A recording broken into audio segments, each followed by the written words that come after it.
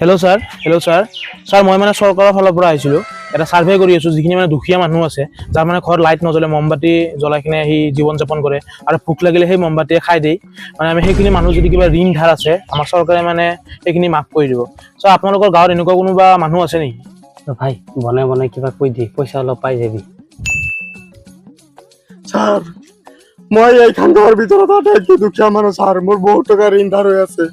মোৰ ঘৰ এখন আছিল, এই ঘৰখনো বন্ধকত আছে 20 লাখ টকাত। কি হৈছে যে মোৰ তাতে পইচা খুঁজবাই আহিছে, মোৰ তাত 2 লাখ টকা পাই।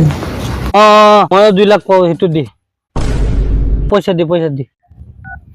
হেল্ল' আব্বা, ৰিচাৰ কাৰণে যে দৰা চাইছিলে ৰাহুল, ইয়াৰ পইচা পাতি একো নাই, ইয়াৰ দুনিয়াত ধাৰ আছে। ৰিচা লগত বিয়া হ'লে ভিক্ষা কৰি খাব লাগিব। কাম নহ'ব বিয়া কেনচেল। বৰবাদ হৈ গেলি দে। তোৰ বুদ্ধিত আজি মোৰ বিয়াটো কেনচেল।